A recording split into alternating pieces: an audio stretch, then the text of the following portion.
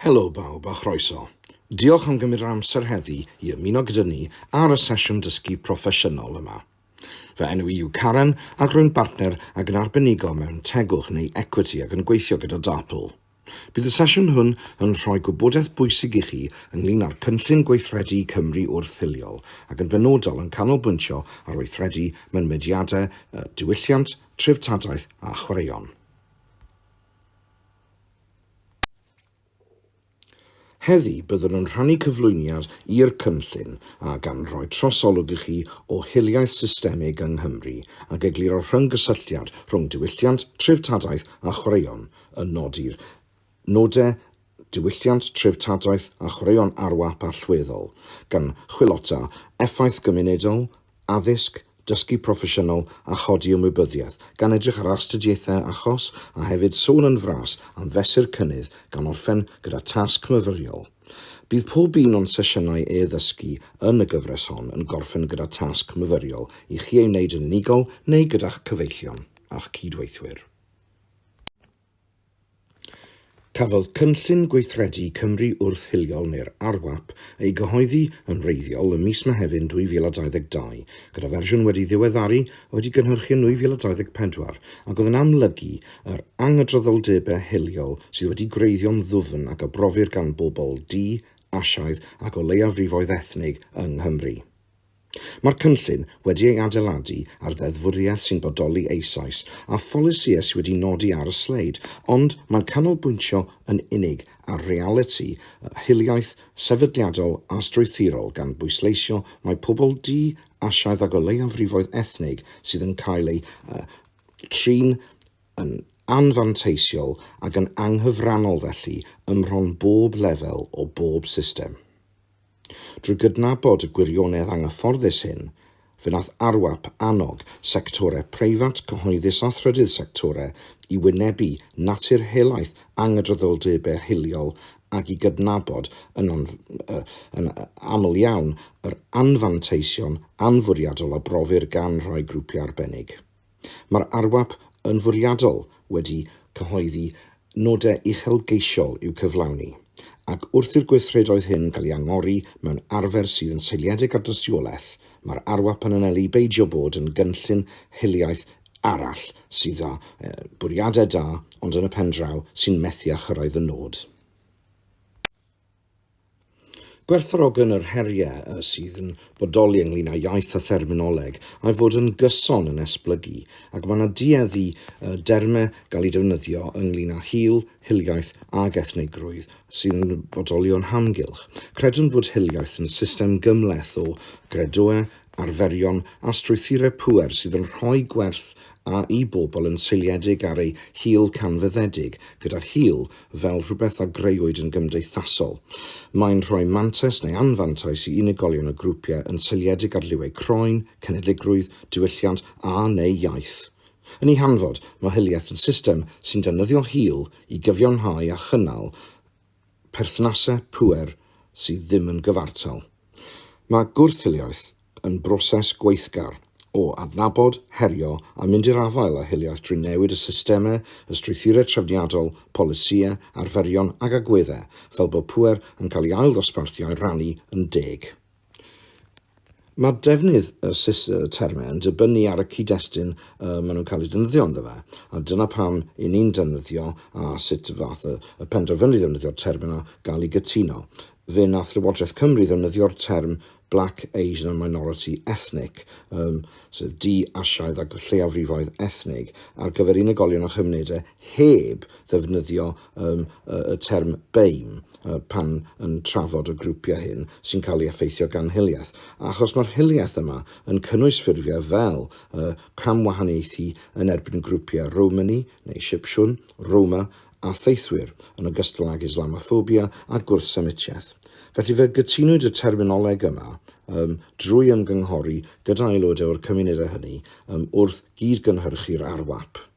Dyw DAPL ddim yn defnyddio'r termau BAME o gwbl na BME oherwydd bod yn pwysleisio rhai grwpiau o leiafrifoedd sy'n dioddau hiliaeth yn bennaf pobl Asiaidd a D ac felly yn allgau pobl eraill, cymysg, arall, grwpiau ethnig gwyn.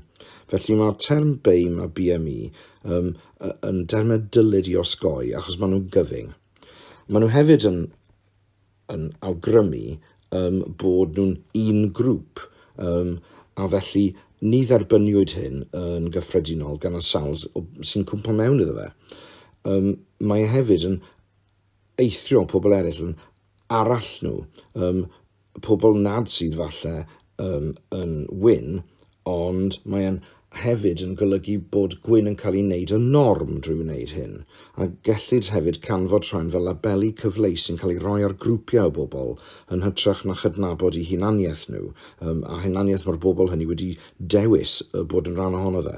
Maen nhw'n ymwybyddu'r ffaith hefyd bod pobl D, Asiaidd a grwpiau gweladwy ethnig eraill yn Deyrnas Gyfunol yn rhan o fwyafrif byd-eang o bobl sydd ddim yn wyn. A mae yna duedd drwy ddefnyddio'r label yma i gael ei canfod fel pobl sydd ddim yn wyn, a felly ddim yn ystyried grwpiau ethnig gwyn chwaith. Felly mae'r defnydd o BAME a BME yn gallu bod yn rhywbeth sydd yn hefyd yn upsetio bobl. Mae DAPL yn annog i ni chwiloto a thrafod ynglyn â'r derminologaeth yma fel mwyafrif byd-eang a cymunedau unigolion sydd wedi dioddau hiliaeth.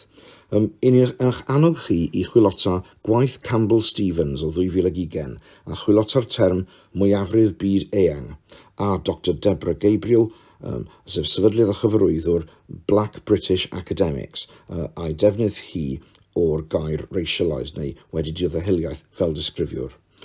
Ac felly i orffen, mae unrhyw derminoleg a ddefnyddir yn sesiynau, polisi, arfer deunyddiau ac angen iddo fod yn rhywbeth a gafodd ei gytuno a'i gyflwyno mewn cyd-destun gyda gofal a'i gyfathrebu yn ofalus ac yn gyson drwy gydol ei gyflenwi ag yn y deunyddiau.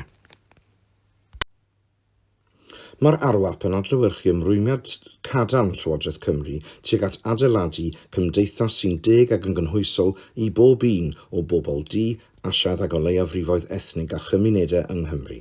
Mae'n anelu at flaenoriaethau profiadau byw pobl o leiafrifoedd ethnig a hefyd cyfuno ymagwedd sydd yn seiliedig ar hawliau gan fod yn agored ac yn thryloyw. Mae'r cynllun a adnewyddwyd yn 2024 yn canolbwyntio ar gyflenwi rhai gweithredoedd ac amserlennu newydd, gyda rolau pellach ar gyfer partneriaid sy'n arwain ac yn cyflenwi. A mae hyn yn ymateb i'r argymhellion a gafwyd o ymholiad pwyllgor cydraddoldeb a chyfiawnder cymdeithasol mewn i weithredu'r ArWAP. Bydd y cynllun yn llwyddo yn unig os yw sefydliadau ac unigolion ar draws Cymru yn gweithio gyda'i gilydd a gan weithio gyda pobl D ac Asiaidd ac o leiafrifoedd ethnig i wrando, ymateb ac i ddilifro'n rhagweithiol ar ei uchelgeisiau. Sut olwg sy'r llwyddiant? Mae llwyddiant yn edrych fel hyn, fod pobl D, Asiaidd ac o leiafrifoedd ethnig a chymunedau yn gweld ac yn teimlo'r newid ni'n anelu ato fe.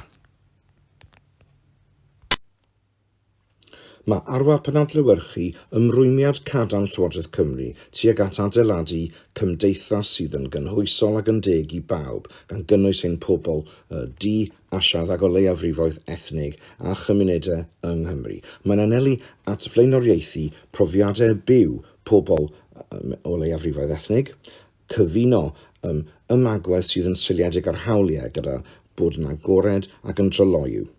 Mae'r cynllun 24 adnewyddwyd yn canolbwyntio ar ei gyflenwi gan gynnwys rhai gweithredoedd newi ac hefyd amserlennu newydd, a hefyd rolau mwy ar gyfer partneriaid sydd yn arwain ac yn cyflenwi, a mae hwn yn ymateb i argymhellion a gafwyd o'r pwyllgor cydraddoldeb a chyfiawnder cymdeithasol a'i ymchwiliad nhw mewn i weithredu'r ArWAP.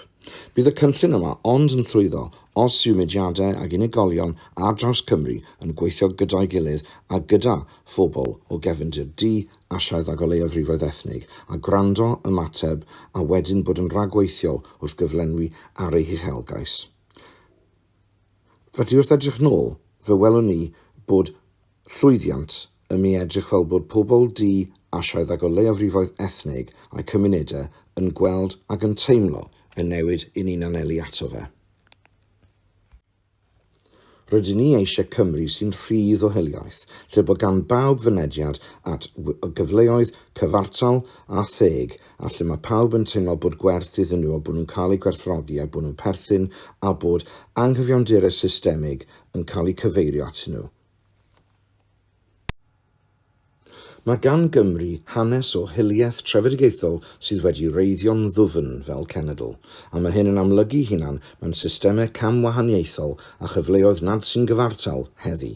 Gan edrych ar brofiadau presennol, mae ArWAP wedi ystyried data o arolygon ac o adroddiadau sy'n adeiladu darlun o'r hiliaeth systemig sy'n bodoli yng Nghymru.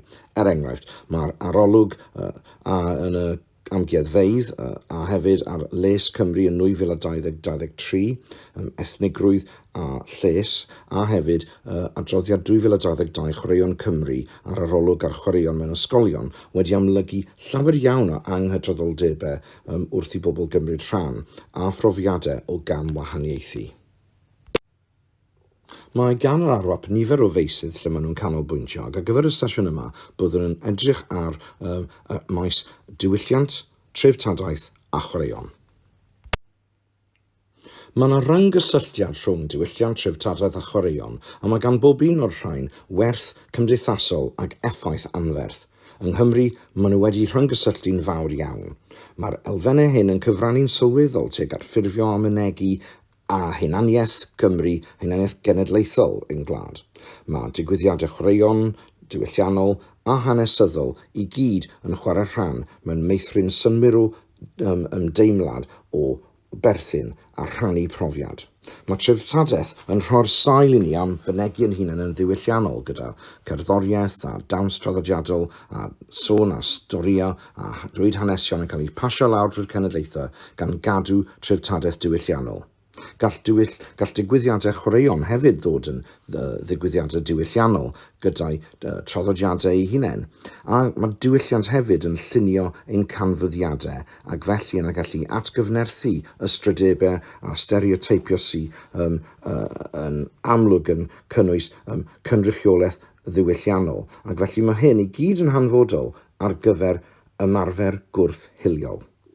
Byddwn yn edrych ar sut mae treftadaeth yn llunio'r naratif hanesyddol, ac yn aml mae'r naratif hwn wedi adlewyrchu mewn gwaith diwylliannol, traddodiadau chwaraeon, ac felly wedi goleuo arferion sy'n digwydd bob dydd.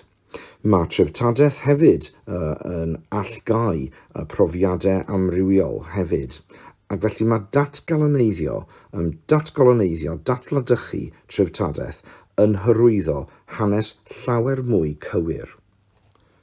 Mae diwylliant a chwaraeon yn gallu dod â chymunedau at ei gilydd gan feithrin cysylltiadau cymdeithasol gyda clybiau chwaraeon lleol fel llefydd lle mae pobl yn ymgasglu a chryfhau y bondiau cymunedol hynny. Mae gan chwaraeon hanes sydd yn uno pobl sydd wedi gwahaniaethu yn y gorffennol. Mae yna waith anferth i wneud mewn chwaraeon ac yn y sector chwaraeon i symud mewn i'r gofod gwrth-hiliol. Yn benodol, mae diwylliant a chwaraeon yn gerbydau pwysig iawn ar gyfer hyrwyddo a defnyddio'r iaith Gymraeg. Mae'r dair elfen yma sydd wedi gweu mewn i'w gilydd yn creu rhan o weiad Cymdeithas Cymru a phob un yn atgyfnerthu ac yn cyfoethogi'r lleill. Mae yna 5 nod allweddol ac 19 gweithred ar gyfer diwylliant, treftadaeth a chwaraeon yng Nghymru. Felly beth yn ganolbwyntio ar y nodau yn gyntaf. Arweinyddiaeth, y nod yma yw i gynnal sefydliadau a ariannir yn gyhoeddus i fod yn atebol ar gyfer cyflenwi mesurau a gweithredoedd gwrth-hiliol. Ariannu, wel y nod yw gweithio gyda'n cyrff sydd wedi cael ei noddi i sicrhau eu bod yn defnyddio eu gwariant nhw a'i pwerau i ymgorffori polisïau ac ymarferion gwrth-hiliol, a hefyd hwyluso cydraddoldeb, mynediad a deilliannau, a hefyd cynyddu cyfranogaeth pobl ddi, asiaidd ac o leiafrifoedd ethnig. Dathlu amrywiaeth. Y nod yw cefnogi pob rhan o Gymdeithas yng Nghymru i gofleidio a dathlu ei treftadaeth diwylliannol amrywiol tra'n deall a chydnabod yr hawl i fynegu eich hunan yn ddiwylliannol. Y naratif hanesyddol. Gweithio gyda chyrff gyhoeddus i gydnabod yn llawn eu cyfrifoldeb yn unigol ac hefyd ar y cyd am osod y naratif hanesyddol cywir gan hyrwyddo a chyflenwi cyfrif sydd wedi ddatgladychu sydd wedi bod yn gytbwys ac yn gywir o'r gorffennol ac un sydd yn cydnabod anghyfiawndurau hanesyddol ac effaith gadarnhaol pobl ddi, asiaidd ac o leiafrifoedd ethnig ar ein cymunedau. Dysgu am amrywiaeth diwylliannol. Adnabod a chwrdd o targedau mwyn cyflenwi addysg gwrth-hiliol a dysgu gwrth-hiliol, gan gynnwys sut mae dadansoddi marchnata, deunyddiau addysgiadol sydd yn cydnabod ac yn dathlu y gymysgedd diwylliannol gyfoethog ac amrywiol yn ein cymdeithas ac yn annog ymgysylltiad corfforol a deallusol ar yn eang iawn ac felly i hyrwyddo arfer gwrth-hiliol ac egwyddorion drwy ei gydol hi. Mae pob un o'r nodau hyn a chanddyn nhw gamau gweithredu a wy'n eich annog chi i wirio yr ArWAP newydd mwyn adnabod ymha le mae'ch sefydliad chi yn alunio. Beth am chwilota sut gallwn gyflawni y gynrychiolaeth ddiwylliannol sy'n holl gynhwysol? Gallwn rhoi arian a llwyfannau i artistiaid o gefndiroedd di, asiaidd ac o leiafrifoedd ethnig gan gynnwys Romani neu Sipsiwn, Roma a theithwyr ar sawl sy'n ymarfer Iddewiaeth ac Islam. Gallwn ddathlu ag arddangos y diwylliannau amrywiol sydd gyda ni o fewn Cymru, a gallwn weithio gyda chanolfannau cyfryngau a marchnata a chyfathrebu a phobl broffesiynol yn y maes hynny i hyrwyddo portreadau sy'n gytbwys ac yn gywir. Gallwn hefyd gymryd golwg ar yn Astudiaethau achos diwylliannol ar y lyfrgell CHS rhithiol mwyn darganfod yr hyn sydd gan sefydliadau o Gymru a be maen nhw wedi arwain arnyn nhw a'r gwersi maen nhw wedi ddysgu. Wrth ystyried gwrth-hiliaeth mewn Treftadaeth gallwn edrych ar amgueddfa genedlaethol Sain Fagan a'i astudiaeth achos hanesyddol nhw o'r rhaglen Persbectif, lle nathon nhw ailwerthuso naratif hanesyddol a lleisiau oedd wedi cael ei ymylu. Mae Perspectives neu Perspectif yn raglen gelfyddydol prydferth iawn, lle mae artistiaid yn ail-ddweud ac ail-ddychmygu storïau gwrthrychau Cymreig a hanes, gan gynnig persbectif ffres sydd yn herio yr hen ganfyddiadau ac yn dod â naratif a gafodd ei ymylu i'r blaen. Fe wnaeth Sain Fagan chwilota lleisiau pwy sy'n cael ei clywed mewn amgueddfeydd, hanesion pwy sy'n cael ei dweud, a sut mae chwilota'r gorffennol yn llunio dyfodol gwrth-hiliaeth. Fe wnaeth rhaglen Persbectif chwilota hanesion oedd yn gydd o fewn amgueddfeydd cenedlaethol Cymru, o'r dillad a ddefnyddiwyd y Gymru i roi i bobl o Affrica a wnaed yn gaethweision i soffa coch Robert Clive, ffigur oedd yn ganologu wladychu India ar gyfer y Prydeinwyr. Mae'r rhaglen yn mynd i'r afael a Treftadaeth cymleth a phoenus ac mae'n ailfeddwl y ffordd i edrych tuag at y dyfodol fydde'n fwy holl gynhwysol ac un sy'n cydnabod y cyfraniad a'r profiadau amrywiol sydd wedi llunio Cymru a'r byd. Mae hwn yn astudiaeth dwfn iawn ac fe gallwch gael mynediad ato ar gampws Rhythwyr Darpl.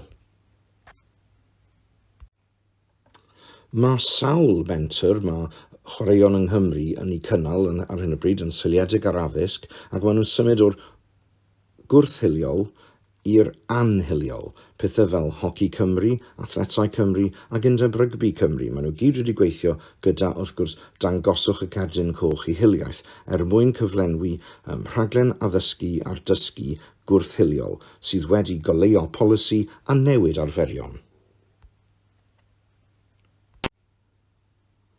Mwyn rhoi'r ArWAP ar waith yn llwyddiannus, mae gofyn am bartneriaethau sy'n wirioneddol a hefyd cydweithio gwirioneddol a chydgynhyrchu gyda phobl ddi, asiaidd ac o leiafrifoedd ethnig a'i cymunedau.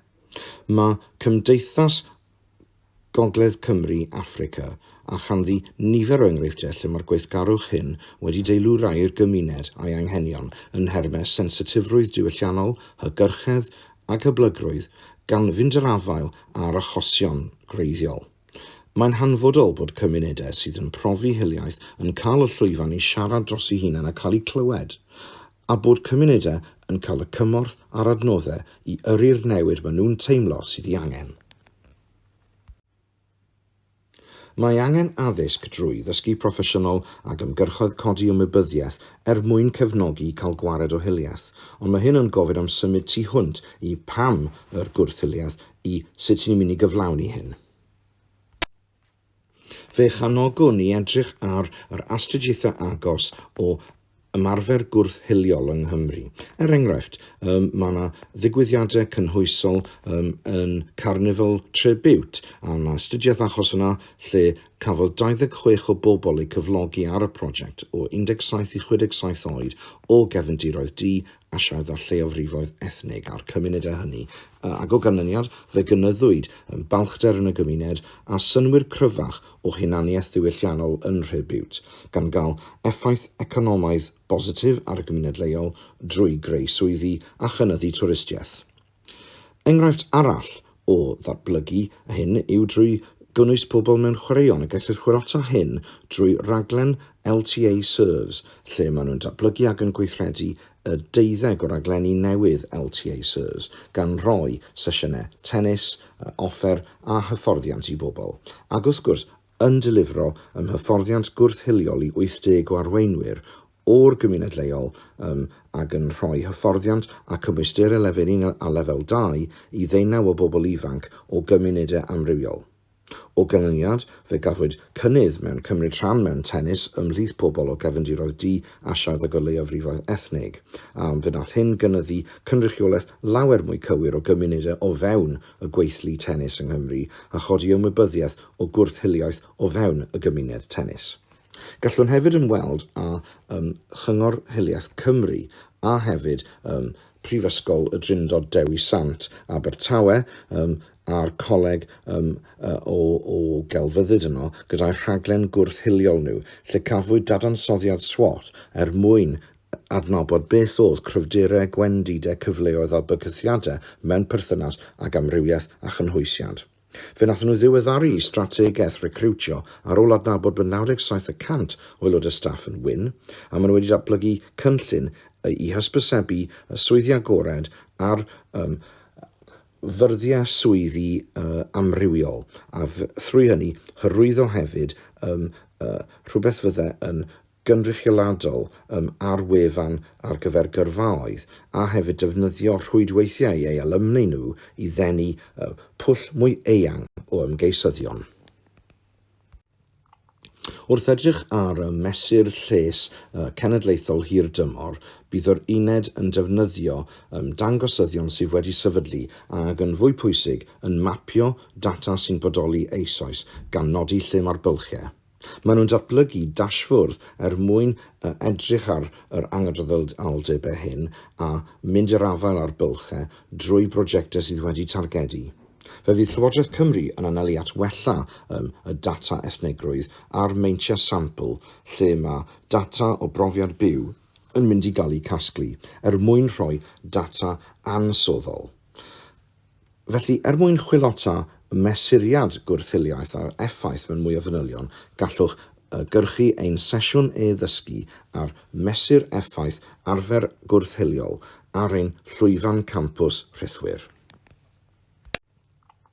Wrth edrych ar mesur lles cenedlaethol hir dymor, bydd yr uned yn defnyddio dangosyddion sydd wedi sefydlu ac yn fwy pwysig yn mapio data sy'n bodoli eisoes gan nodi lle mae'r bylchau.